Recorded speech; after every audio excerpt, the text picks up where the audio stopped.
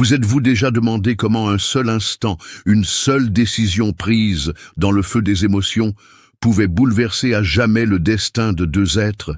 Au cœur de la campagne provençale, là où le soleil couchant embrase les champs de lavande et les oliveraies à perte de vue, une histoire de silence, de blessures et de rédemption est sur le point de se déployer. Lorsqu'Élise arriva au domaine Sainte-Claire, munie d'une valise usée et d'un passé qu'elle tentait d'oublier, elle était loin d'imaginer que Jean Mercier, le propriétaire taciturne des lieux, portait lui aussi des cicatrices aussi profondes que les siennes. Entre l'odeur de terre chaude et le hennissement nerveux des chevaux, une connexion naquit, imprévue, indésirable. Ce qui s'est passé cette nuit-là sous l'orage battant, alors que les défenses tombaient comme les rideaux de pluie, n'était que le début. Une grossesse inattendue aurait pu n'être qu'une banale histoire d'amour à la campagne, si ce n'étaient les fantômes du passé, un cœur fragile et des secrets enfouis aussi profondément que les racines des vieux cyprès bordant l'allée du domaine. Et vous, que feriez-vous si la personne qui a changé votre vie détenait une vérité capable de tout faire voler en éclats? Voici une histoire française sur ce qu'on doit parfois perdre pour enfin comprendre ce qui compte vraiment. Un soleil de plomb écrasait la petite gare routière de Saint-Rémy-des-Collines, un village paisible niché dans les collines provençales. Élise descendit de l'autocar régional, un sac à dos élimé sur l'épaule, un jean délavé, des bottes poussiéreuses et une chemise à carreaux qui avait connu des jours meilleurs. Elle jeta un regard méfiant autour d'elle. Le seul taxi du coin somnolait à l'ombre d'un platane centenaire. « Domaine Sainte-Claire, s'il vous plaît, » dit-elle, réveillant le conducteur. « Celui de Jean Mercier, vous êtes de la famille ?» demanda-t-il intrigué, en lançant le moteur poussif. « Non. Je suis la nouvelle soigneuse des chevaux. » Le chauffeur haussa les sourcils. « Une femme pour s'occuper des chevaux de Monsieur Mercier? Voilà qui est de nouveau. Il ne laisse personne les approcher depuis que... »« Depuis que quoi ?» demanda Élise, soudain attentive. « Il vaudra mieux qu'il vous le dise lui-même, » éluda-t-il, bifurquant sur un chemin de terre ocre. 30 minutes plus tard, le taxi s'arrêta devant un grand portail en fer forgé, surmonté d'une enseigne patinée. Domaine Sainte-Claire, propriété privée. La bâtisse principale, une ancienne bastide aux volets lavande et aux murs de pierre claire, se dressait au fond d'une allée bordée de cyprès. Une silhouette immobile, bras croisés, observait leur arrivée depuis la terrasse. Élise régla la course, inspira profondément et s'avança. Grand, la peau burinée par le soleil, les tempes grisonnantes et des yeux verts d'une intensité troublante, Jean Mercier semblait taillé dans la roche. « Bonjour, je suis Élise Moreau, la nouvelle soigneuse. Je sais qui vous êtes.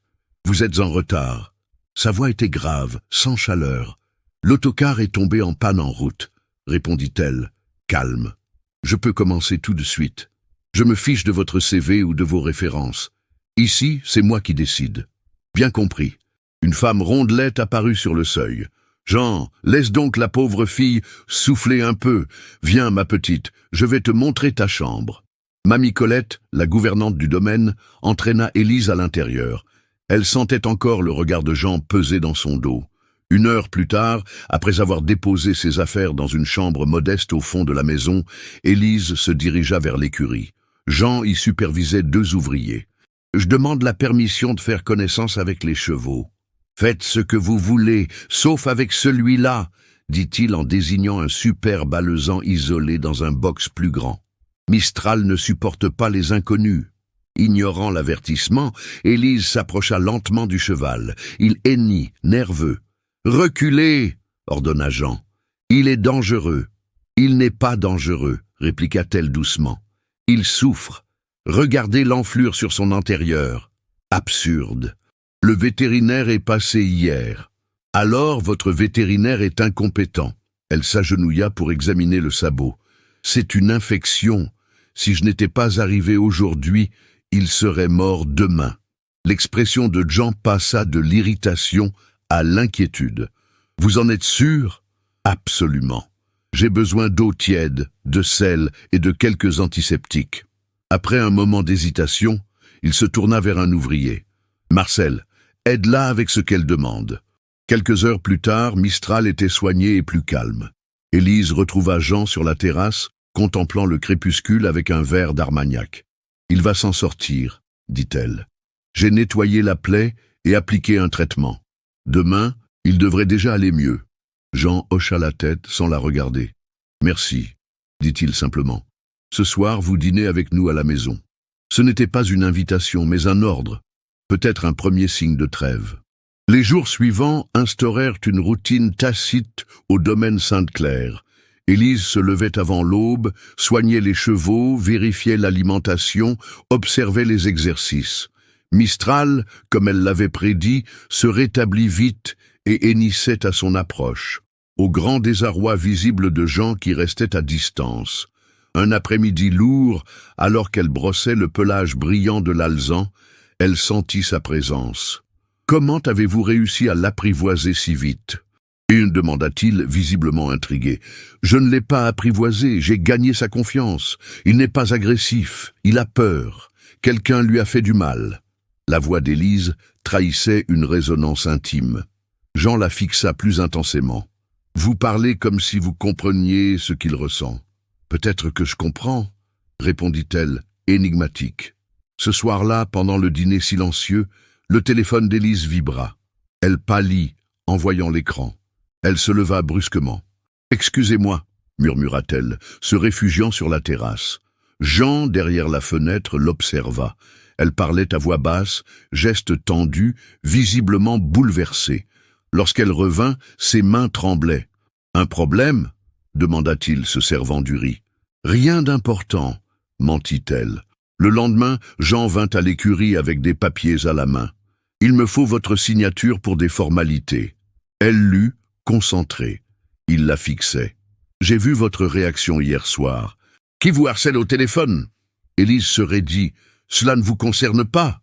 C'est ma propriété. J'ai le droit de savoir qui y travaille. » Quelque chose céda en elle. « Très bien.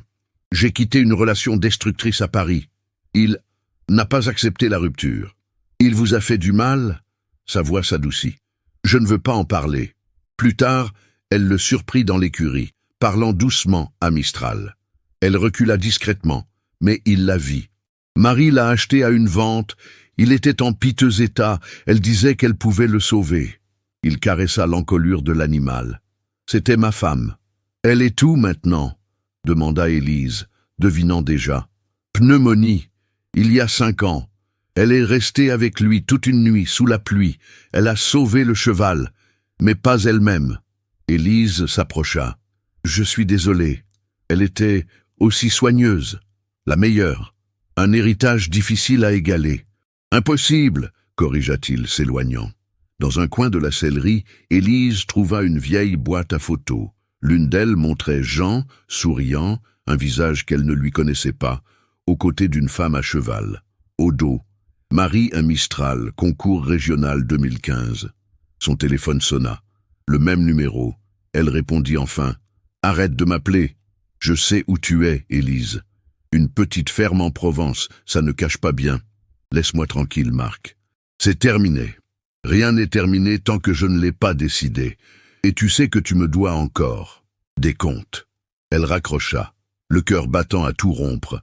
Ce n'était pas seulement un ex jaloux. C'était un danger qu'elle avait tenté de fuir, mais qu'il l'avait retrouvé. Le ciel s'obscurcit brusquement cet après-midi-là, typique d'un orage d'été sur les hauteurs provençales. Élise observait les nuages sombres s'accumuler derrière les collines pendant qu'elle terminait de nourrir les chevaux dans l'écurie. Le vent s'était levé, pliant les cyprès sous ses bourrasques. « Ça va être du costaud !» grogna Marcel, l'ouvrier le plus âgé, attachant solidement la bâche qui couvrait les ballots de foin. « Il faut tout sécuriser. »« Où est monsieur Mercier ?» demanda Élise, inquiète de ne pas voir Jean. « Parti au village pour une course. Il aurait déjà dû revenir. » Un éclair zébra le ciel, suivi d'un grondement assourdissant. Les chevaux s'agitèrent. Mistral, plus nerveux que jamais, frappait les parois de son box avec frénésie. « Il faut les sortir vers le pré couvert !» cria Élise pour couvrir le vacarme. « Le toit pourrait s'effondrer ici. Tu es folle. Jean ne veut personne toucher à ses chevaux sans lui. Tu préfères qu'ils meurent écrasés. » Un nouveau coup de tonnerre. Une partie du toit grinça dangereusement. Les chevaux entraient en panique. « Aide-moi ou écarte-toi » lança-t-elle, ouvrant déjà les premières stalles. Un à un, ils menèrent les chevaux sous la pluie battante vers l'abri renforcé au fond du pré. Mistral fut le plus difficile. Il refusait obstinément de bouger. « Je m'en occupe » dit Élise, entrant seule dans son box. « Doucement, mon grand. Je suis là » murmura-t-elle en attrapant lentement les rênes. Sa voix calme et ses gestes assurés finirent par apaiser l'animal, qu'elle guida sous les éclairs jusqu'à l'abri. Dégoulinant, elle et Marcel regagnèrent la maison. Mamie Colette ouvrit la porte, affolée. « Entrez vite, bon sang! Jean a téléphoné. Il est bloqué sur la route. Un arbre s'est effondré. » Élise n'eut même pas le temps de se sécher qu'un vacarme retentit depuis l'écurie. Le toit venait de céder complètement. « Mon Dieu, s'ils étaient restés là !» murmura Colette, se signant. La nuit tomba. Jean ne revenait toujours pas. Élise tournait en rond, le cœur battant, soucieuse pour les chevaux et pour Jean. Vers 10 heures, des phares percèrent l'obscurité détrempée. Jean arriva, trempé, le visage fermé. « Les chevaux ?» furent ses premiers mots. « En sécurité, dans l'abri » répondit Colette. Élise et Marcel les ont sortis à temps. Le soulagement fut palpable. Jean se tourna vers Élise. « Merci » dit-il simplement. « Je n'ai jamais vu quelqu'un se donner autant pour des animaux qui ne lui appartiennent même pas. »« J'ai juste fait ce qu'il fallait » répondit-elle, remarquant qu'il tremblait. Colette arriva avec une bouteille. « Un petit verre d'Armagnac pour vous réchauffer, patron ?» Jean acquiesça et s'installa à la table de la cuisine. Élise fit mine de se retirer, mais il l'arrêta. « Restez, vous le méritez aussi. » Hésitante, elle s'assit. L'alcool brûla sa gorge, mais réchauffa son corps. Au bout du 3e verre, la langue de Jean se délia.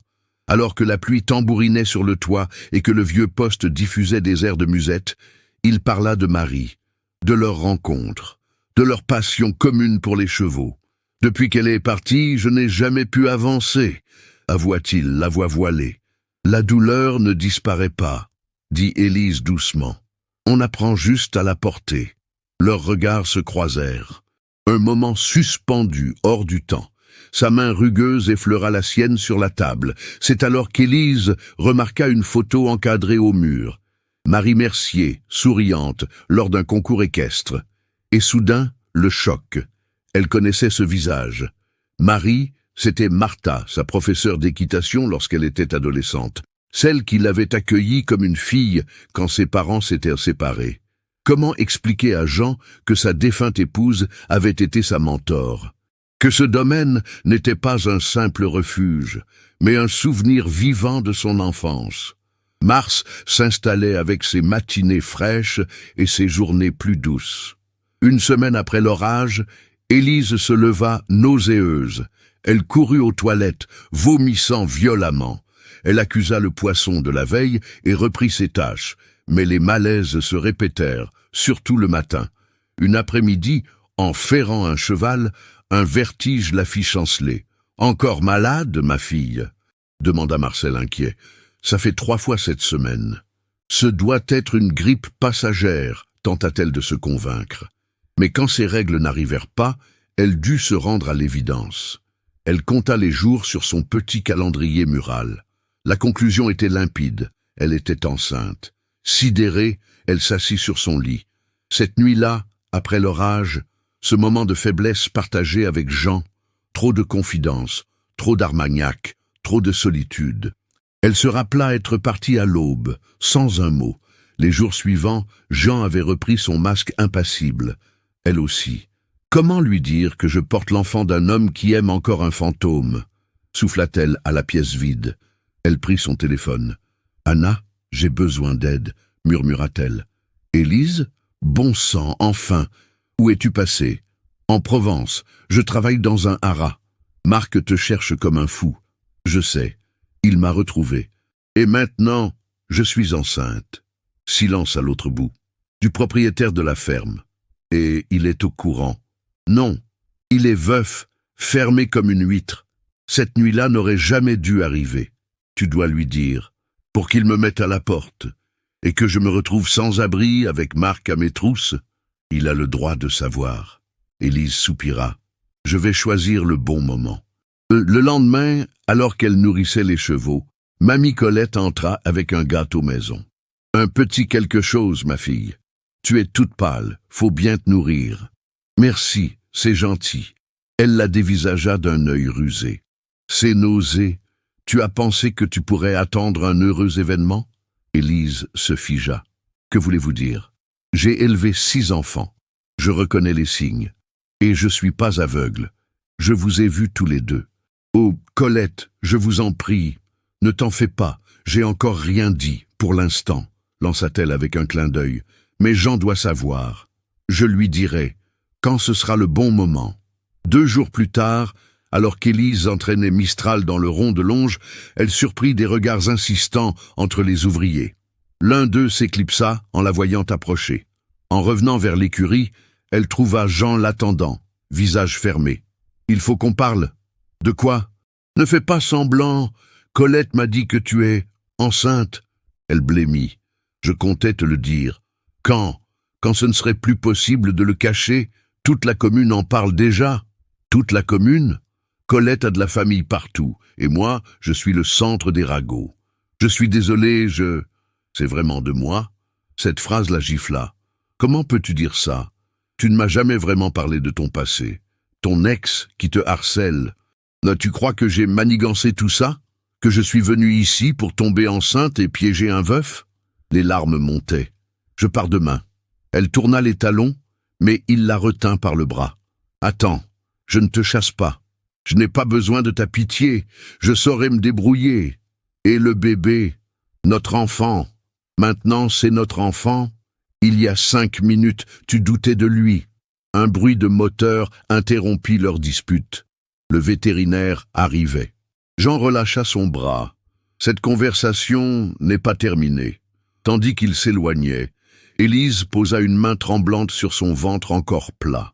Comment tout avait-il pu devenir si compliqué, si vite?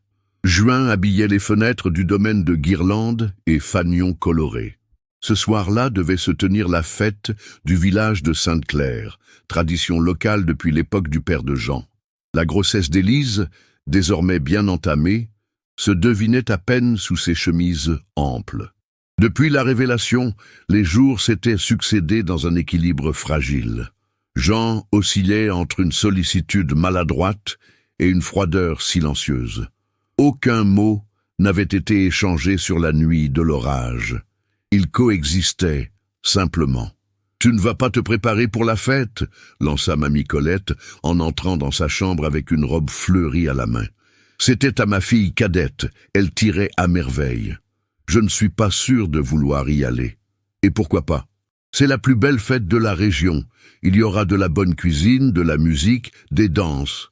Justement, avec tout ce qu'on raconte, et alors, tu n'as rien à te reprocher. Tiens-toi droite et regarde-les en face. Élise se laissa convaincre.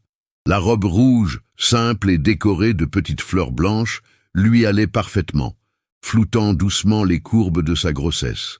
Le crépuscule dorait le domaine quand elle sortit. Une grande table avait été dressée, des guirlandes lumineuses suspendues entre les arbres, des stands de plâtre typiques installés çà et là. L'air sentait le pain d'épices, le maïs grillé et le cidre chaud. « Tu es ravissante », dit la voix de Jean derrière elle. Il portait une chemise bleue propre, fraîchement rasée, presque élégant. « Viens, je veux te présenter à quelques personnes. » Élise le suivit. Les regards se tournaient vers eux.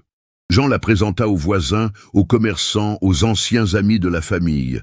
Certains souriaient avec sincérité, d'autres femmes la jaugeaient d'un œil critique, s'attardant sur son ventre. « Et son verre ?» demanda Jean à Marcel, qui servait les boissons. « Je ne peux pas boire, je sais, coupa Jean. Colette a préparé une version sans alcool. » Ce détail la toucha. Un instant, elle se permit de se détendre, goûtant aux tartes salées, écoutant les violons. Elle surprit même Jean en train de rire avec un vieil ami. Assises à l'ombre d'un olivier, 2 femmes passèrent à proximité, parlant assez fort pour qu'elle entende. C'est elle, la soigneuse, qui a mis le grappin sur Jean. Pauvre homme, encore en deuil, et elle en profite pour s'installer. Le rouge lui monta au visage. Elle se leva, prête à s'éclipser, mais Jean apparut avec un homme plus âgé. « Élise, voici le docteur Lefebvre, le médecin du coin. Je préfère l'avoir à proximité vu ton état. »« Enchanté, » murmura-t-elle, encore secouée. Le médecin lui adressa un sourire bienveillant. « Jeanne m'a parlé de la grossesse. Je suis à votre disposition. »« J'ai déjà pris mes dispositions avec un médecin personnel, » mentit-elle. « Mais merci. » Quand le docteur s'éloigna, Jean fronça les sourcils. « Pourquoi as-tu refusé? Tu n'as pas à prendre des décisions à ma place. Je veux juste t'aider. C'est mon enfant aussi. »« Ah, maintenant tu es sûr, ce n'était pas le cas quand tu m'as accusé. »« Baisse d'un ton, » dit-il, jetant un regard aux invités. « Qu'ils entendent, j'en ai marre d'être traité comme une manipulatrice. Tu sais ce qu'on vient de dire de moi, que j'ai piégé un veuf pour hériter du domaine? Ce sont des potins de village. Des potins que tu ne démens pas. Tu crois que je me fiche de toi? Je ne sais même plus ce qu'on est, Jean. Il faut qu'on le définisse. »« On n'est rien, » répliqua-t-elle. « Une nuit ne fait pas un couple. Je pars demain, c'est mieux ainsi. Pour toi ou pour fuir encore? Tu ne sais rien de moi. Tu ne me dis rien. Comment veux-tu que je te fasse confiance ?» Élise chancela soudain, prise d'un vertige violent. Elle s'appuya à une table. « Tu vas bien? Juste besoin de m'asseoir. » Elle s'éloigna vers la maison. La douleur dans son bas-ventre la stoppa net. « Pas maintenant. » Elle tenta d'appeler à l'aide, mais sa voix se perdit dans la musique. Avant de s'évanouir, elle vit les fanions multicolores danser au-dessus de sa tête. Elle a une malformation cardiaque congénitale. Cette grossesse est un risque majeur. Les mots du docteur Lefebvre résonnaient dans la tête de Jean alors qu'il regardait Élise dormir dans la chambre blanche de l'hôpital de Saint-Rémy. L'évanouissement en pleine fête avait mené à 2 jours d'hospitalisation. La nouvelle s'était répandue. La soigneuse parisienne avait fait un malaise dramatique. « Elle ne t'avait rien dit ?» demanda Colette, tricotant en silence dans un coin. « Non, elle ne m'a rien dit du tout », répondit Jean, la mine défaitiste. 3 jours plus tard, de retour au domaine, Élise était assignée au repos strict. La menace de fausse couche avait été écartée, mais les risques persistaient. Lorsqu'il entra dans sa chambre, elle ferma vivement un carnet. « Le docteur m'a parlé de ton cœur, » dit-il sans détour. « Violation du secret médical, » répondit-elle, furieuse. « Pourquoi ne m'as-tu rien dit? Pourquoi faire? Pour que tu remettes en doute encore plus ma présence ici? Tu aurais dû. Pour toi, pour le bébé. » Un silence pesant s'installa, interrompu par des coups précipités à la porte. « Patron, » lança Marcel, « un homme veut parler à Élise. Il est armé. » Elle pâlit. « Marc, ton ex ?» demanda Jean. « Reste ici. »« Colette, ne la laisse pas sortir. »« Non, il est dangereux !» cria-t-elle, tentant de se lever en vain. Dans la cour, Jean fit face à un homme élégant, trop bien habillé pour la campagne, appuyé contre une berline luxueuse. « Vous devez être le propriétaire. Je viens récupérer ce qui m'appartient. Il n'y a rien à toi ici. Pars !» Marc éclata d'un rire glacial. « Élise est là, et elle me doit des comptes. Elle ne veut pas te voir. Tu crois pouvoir vivre avec mon argent et élever un gosse avec un autre? Tu sais seulement qui elle est. » Jean s'avança. « Chez nous, un homme qui menace une femme, ce n'est pas un homme. » Marc sortit une arme. « Très noble. Maintenant appelle-la avant que je perde patience. » Le bruit sec des fusils à levier se fit entendre. 3 ouvriers, armés, s'étaient approchés. 2 voisins, venus pour le café, s'ajoutèrent. « Ici, on n'aime pas les types comme toi, » déclara un vieil homme. « Rentre chez toi. » Marc recula. « Vous ne savez pas à qui vous avez affaire. Demandez-lui ce qu'elle a fait avec les 300 000 euros. Demandez à propos de sa sœur. » Élise apparut sur le perron, soutenue par Colette. « Ça suffit, Marc. Pars ou je parle à la police. » Il la fixa. « Tu n'oserais pas. »« Essaie, j'ai tout noté. Tout. » Il rangea son arme, visiblement ébranlé. « Vous ne savez pas qui vous avez accueilli. » Il repartit, laissant un silence glacé derrière lui. Jean porta Élise dans sa chambre. « Maintenant, je veux la vérité. Toute. » Elle ferma les yeux. « Pas ce soir. Il va revenir. Je dois savoir ce qu'on affronte. Bon, tu es chez moi. Tu portes mon enfant. C'est nous, que tu le veuilles ou non. » Ces paroles la bouleversèrent. « Il est bien plus qu'un ex, » murmura-t-elle. « Et oui, j'ai pris son argent. L'argent qu'il devait à ma sœur. Ta sœur, elle s'est suicidée à cause de lui. Il l'a détruite. J'ai juste repris ce qui nous appartenait. » La pluie tombait sans relâche depuis 3 jours. Les chemins étaient devenus impraticables, les rivières gonflées débordaient, et le domaine Sainte-Claire se retrouvait temporairement isolé. Dans sa chambre, Élise refermait une petite valise. « Tu es sûr de devoir partir aujourd'hui ?» demanda Jean, adossé à la porte. « Mon rendez-vous chez le cardiologue est demain à Marseille. Si on ne part pas maintenant, on n'y arrivera jamais. » Jean hocha la tête, résigné. Depuis l'affrontement avec Marc, une trêve silencieuse s'était instaurée entre eux. Élise lui avait raconté une partie de son passé. Sa sœur Déborah, séduite, puis détruite par Marc, sa mort, son plan minutieusement orchestré pour lui reprendre ce qu'il leur avait volé. « On finira cette conversation au retour, » dit Jean en prenant sa valise. Le docteur Lefebvre a trouvé un créneau avec le meilleur cardiologue de la région. La camionnette progressait lentement sur le chemin boueux, les essuie-glaces luttant contre la pluie dense. « Ta sœur, elle était comment ?» demanda Jean, rompant le silence. « Mon contraire, rêveuse, confiante, lumineuse. Elle voulait devenir mannequin et Marc lui a promis monts et merveilles. » Sa voix se brisa.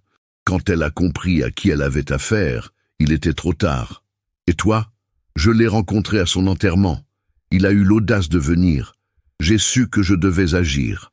Je me suis fait engager dans sa société, j'ai gagné sa confiance, j'ai repris ce qu'il lui devait. Ils arrivèrent près d'une rivière. Le pont de bois était submergé, l'eau charriait des branches.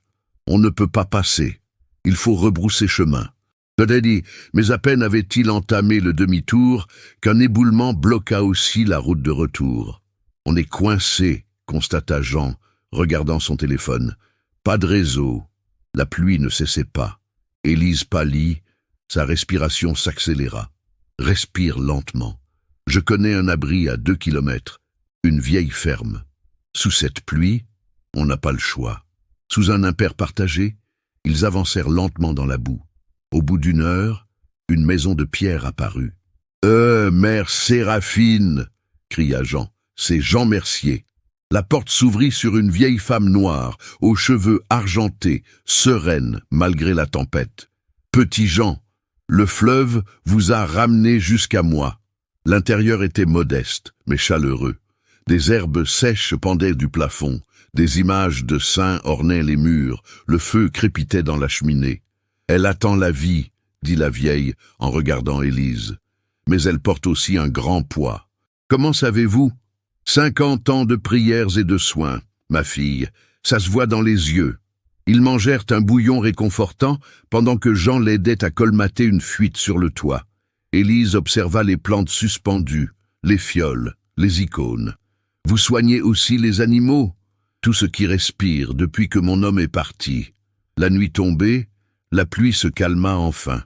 Allongée sur un matelas de fortune, Élise ne trouvait pas le sommeil. « Vous portez tous deux des blessures invisibles, » dit Mère Séraphine assise à ses côtés. « Lui a perdu sa femme, toi, ta sœur, et tous deux avaient perdu la confiance.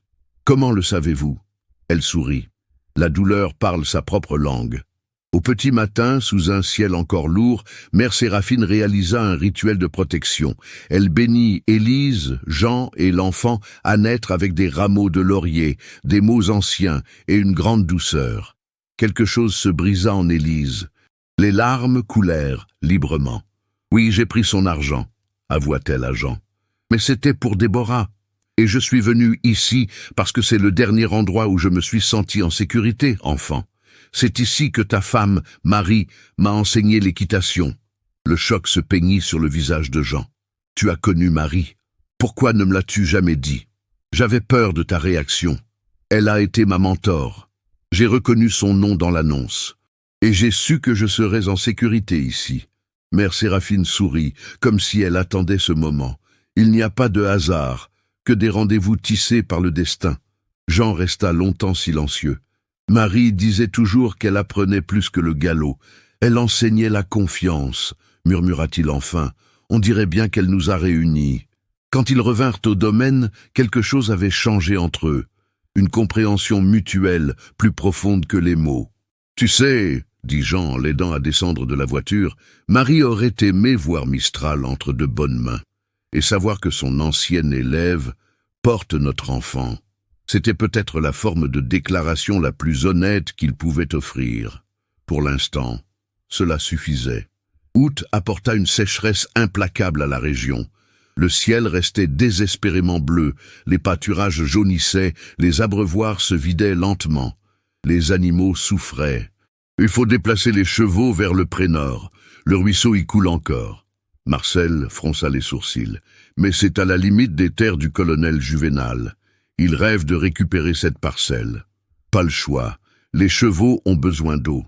Élise, enceinte de 7 mois, le ventre arrondi, supervisait la préparation.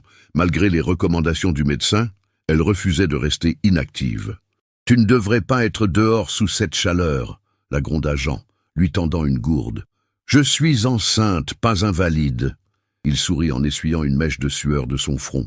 Depuis leur retour de chez Mère Séraphine, un nouveau lien s'était tissé entre eux. Pas encore de l'amour, mais un respect solide, une alliance silencieuse. À l'aube suivante, la transhumance des chevaux débuta. Jean ouvrait la marche, suivi des ouvriers. Élise fermait la file, montée sur une jument douce contre la vie médicale. « C'est juste pour aujourd'hui, Mistral a besoin de moi. » Le cheval, comme souvent, était agité par la nouveauté. Arrivés sur place, ils installèrent un campement provisoire. Élise, fatiguée, s'assit à l'ombre d'un vieux figuier. C'est alors qu'ils virent la fumée. « Feu !» cria Marcel. « À l'ouest !» Les flammes dévoraient la végétation sèche, portée par le vent. En quelques minutes, un mur de feu se rapprochait. « Amenez les chevaux au ruisseau !» ordonna Jean. « Élise, rentre à la maison avec Tonio. Je ne vous abandonne pas. Ce n'est pas le moment de discuter. » Mais déjà trop tard. Le feu gagnait du terrain. Mistral, pris de panique, rompit sa corde et galopa droit vers les flammes. « Non, il va se tuer !» hurla Élise en courant derrière lui. « Élise, non !» cria Jean, tentant de l'arrêter. Elle rattrapa Mistral, réussit à le calmer. Mais quand ils tentèrent de rebrousser chemin, le feu les avait encerclés. L'air devenait irrespirable. Elle se mit à tousser violemment. « Par ici !» cria Jean, surgissant parmi les fumées. « Le ruisseau, vite !» Ils atteignirent l'eau de justesse, mais une douleur fulgurante la transperça. « Jean, le bébé !» Il vit le liquide couler le long de ses jambes. « Mon Dieu, la poche des os !» Pas de route, pas de médecin. Jean n'hésita pas.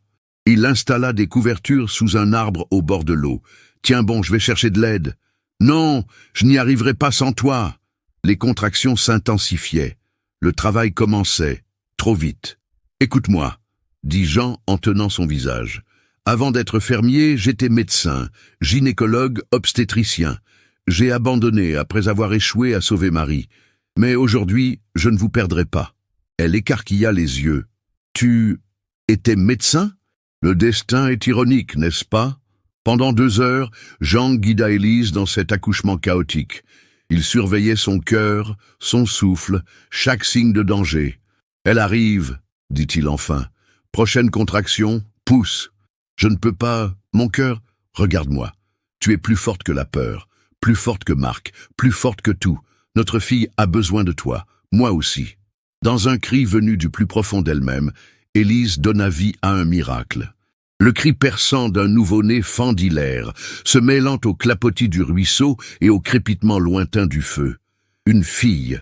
annonça Jean, en larmes. « Parfaite, comme sa mère. » Il la posa contre le sein d'Élise, qui la regarda comme si le monde s'était arrêté. « Je pensais l'appeler Marie, pour ta femme. » Il embrassa son front, puis celui de la petite. « Marie Déborah, pour honorer aussi ta sœur. » Les secours arrivèrent 1 heure plus tard. Le feu était maîtrisé. Mère et enfant furent transportés à l'hôpital. Jean, la main dans celle d'Élise, fit une promesse silencieuse. Elle reviendrait à la maison.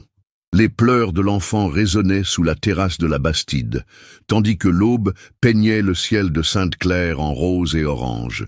Élise, assise sur un vieux banc de bois, berçait doucement Marie-Déborah, la regardant comme on contemple un miracle. « Elle a encore faim ?»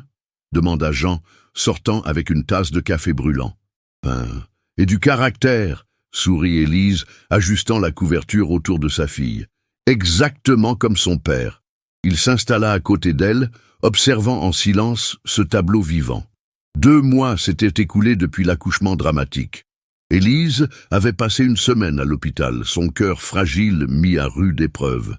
Mais contre toute attente, mère et fille s'étaient remises avec une force insoupçonnée. « J'ai réfléchi, » dit-il enfin, hésitant. « Toujours risqué, » lança-t-elle en plaisantant. On n'a pas besoin de jouer la comédie. On peut organiser les choses pour que cela fonctionne. Tu pourrais habiter la maison de l'intendant, garder ton indépendance. On élèverait Marie ensemble. Élise le fixa. C'est vraiment ce que tu veux? Avant qu'il ne réponde, un 4x4 luxueux arriva dans l'allée. Une femme élégante, la cinquantaine impeccable, en descendit avec l'assurance d'une Parisienne sur des terres inconnues. « Héléna !» souffla Jean. « Ma sœur !»« Surprise, mon cher frère !» lança-t-elle en embrassant l'air. Elle s'arrêta net en voyant le bébé. Donc c'était vrai. Elle dévisagea Élise sans vergogne, le regard aussi tranchant qu'un scalpel. « Voici Élise, la mère de ma fille, » dit Jean d'un ton ferme. « Élise, ma sœur Héléna. Donc c'est elle, la soigneuse qui t'a capturé. »« Héléna !» s'indigna Jean. « Quoi? Tu veux que je mente ? Tu n'as jamais surmonté la mort de Marie, et voilà qu'en quelques mois tu as une fille avec une inconnue. » Élise, le visage fermé, se leva avec l'enfant. « Je vais vous laisser discuter. »« Non, vous restez. Vous êtes ma famille maintenant. » Héléna écarquilla les yeux. « Famille? Tu la connais à peine. Tu as vérifié qui elle est au moins? »« Assez. Très bien, » souffla Héléna. « J'ai fait mes recherches. Tu es ruiné, Jean. Le domaine croule sous les dettes. Tu vends tes chevaux pour payer l'électricité. » Élise se tourna vers Jean. « C'est vrai. » Héléna, triomphante, poursuivit. « Je viens te proposer un rachat. Je te laisse vivre ici.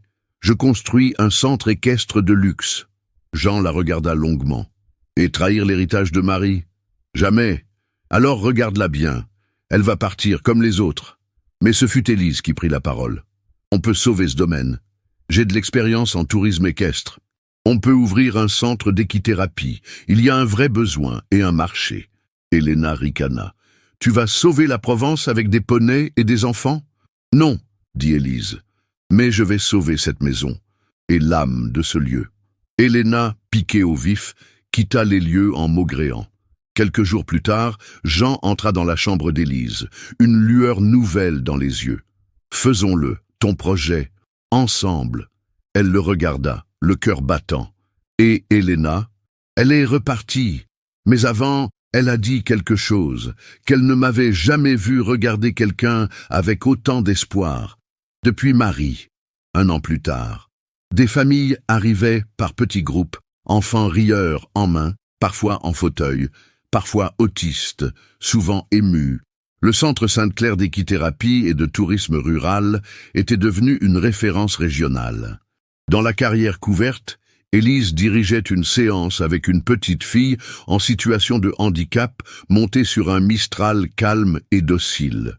Le regard émerveillé des parents en disait long. « Madame Élise » appela Tonio. « Le docteur dit que les invités du baptême sont arrivés. » Elle acquiesça, quitta la carrière, traversa le nouveau centre d'accueil décoré de photographies de Marie Mercier, première soigneuse du domaine, aujourd'hui honorée comme pionnière. Dans la grande maison restaurée, Marie-Déborah, maintenant âgée d'1 an, jouait sur un tapis brodé, vêtue d'une robe blanche. Mamie Colette veillait sur elle, attendrie. « Devine qui est là ?» annonça Jean, entrant. « Le docteur Lefebvre et mère Séraphine. » Élise prit sa fille dans les bras, caressa ses boucles sombres, elle avait les yeux de Jean et la détermination de sa mère. « Tu sais, » dit Jean en regardant la carrière par la fenêtre, « je n'aurais jamais cru que les chevaux pouvaient guérir, mais c'est ce qu'on a fait. Ce lieu nous a changés. » Elle se pencha vers lui.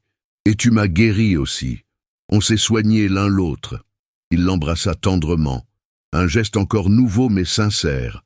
Leur mariage, 3 mois plus tôt, avait été célébré sous les cyprès, en toute simplicité. La cour se remplissait de voisins, d'amis, de familles. Même Helena était là, visiblement impressionnée par la transformation du domaine. Qui l'eût cru, glissa-t-elle à Élise, un verre de vin à la main. Tu sais y faire, avec les chevaux et les affaires. Mais alors que le prêtre s'apprêtait à commencer la cérémonie, un nouveau véhicule entra dans la cour. Marc. Jean fit immédiatement un pas devant Élise. Les ouvriers se rapprochèrent. « Que fais-tu ici » Marc semblait transformé, maigre, fatigué. Il leva les mains. « Je ne viens pas me battre, je viens demander pardon. » Élise le fixa, glacée. « J'ai payé, j'ai été en prison, je reconstruis ma vie, et j'ai quelque chose à dire. » Il tendit une enveloppe. « Le test ADN que tu as fait, Jean, les résultats étaient faux. L'enfant est de moi. Le laboratoire a reconnu une erreur. » Le silence tomba. Élise regarda Jean. « Tu as fait un test ?» Jean baissa les yeux. « Quand tu étais encore à l'hôpital, j'avais des doutes. Mais le résultat m'a confirmé ce que je savais déjà. Cet enfant est mienne. » Marc poursuivit. « Ils m'ont recontacté, ils ont corrigé l'erreur. C'est moi, le père biologique. » Il sortit d'autres documents. « Et voici ma renonciation officielle à tout droit parental. Elle mérite un père comme lui, pas comme moi. » Élise, bouleversée, remit l'enfant à Colette, s'éloigna de quelques pas. « Pourquoi maintenant ?»« Parce que je voulais, pour une fois, faire ce qu'il faut. » Il regarda Marie-Déborah, attendrie. Elle a les yeux de Déborah.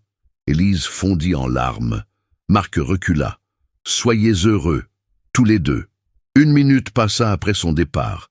Puis Jean prit l'enfant dans ses bras, se tourna vers l'assemblée. « Le baptême continue. Voici notre fille. » Élise voulut protester. Il la regarda droit dans les yeux. « J'ai promis ce jour-là, près de ce ruisseau, qu'on serait une famille.